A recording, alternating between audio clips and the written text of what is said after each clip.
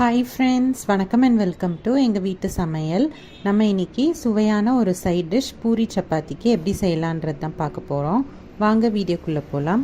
இந்த வீடியோவில் பூரி சப்பாத்திக்கு ஏற்ற ஒரு சைட் டிஷ்ஷாக வெங்காய மசாலா தான் செய்ய போகிறோம். இது நார்தர்ன் இந்தியனில் ரொம்ப ஃபேமஸான ஒரு ரெசிபி. இந்த டிஷ்ஷு செய்கிறதுக்கு உங்களுக்கு ஒரு 4 வெங்காயம் ஒரே ஒரு தக்காளி இருந்தாவே போதும். சீக்கிரமாகவே இந்த வெங்காய மசாலா செஞ்சிடலாம். வாங்க எப்படி செய்வோன்னு பார்ப்போம்.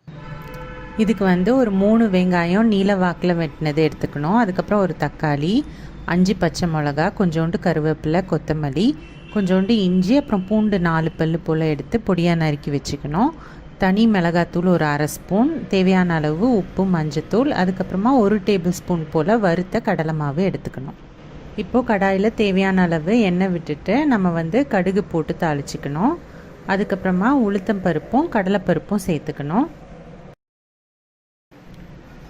இந்த பருப்புலாம் வறுப்பட்டோன்னே நம்ம இஞ்சி பூண்டு சேர்த்து அதையும் நம்ம வறுத்துக்கலாம்.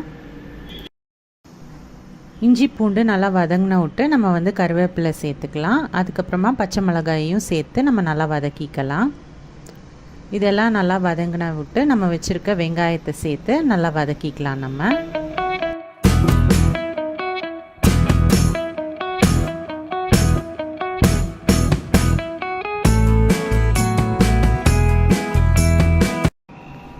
வெங்காயம் வதங்கிறதுக்கு தேவையான அளவு உப்பு சேர்த்துக்கலாம்.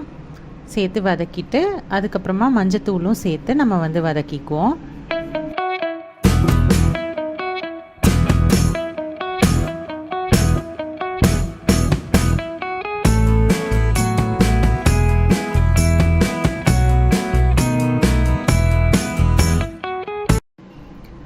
வெங்காயம் நல்லா கண்ணாடி பதத்துக்கு வதங்கின பிறகு நம்ம வச்சுருக்க தக்காளியை நம்ம சேர்த்துக்கலாம். தக்காளியையும் சேர்த்து வதக்கிக்கலாம். இப்போ நம்ம கொஞ்சோண்டு பெருங்காயத்தூளும் நம்ம வச்சுருக்க மிளகாத்தூளையும் இதில் சேர்த்துக்குவோம்.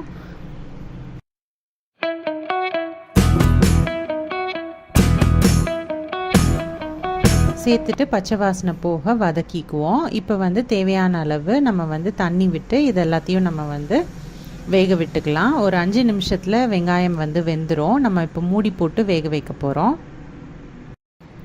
இப்போ நம்ம 1 டேபிள் ஸ்பூன் போல் வறுத்த கடலை மாவு வச்சுருக்கோம். அதை தண்ணியில் போட்டு நல்லா கட்டி இல்லாமல் மிக்ஸ் பண்ணி எடுத்து வச்சுக்க போகிறோம்.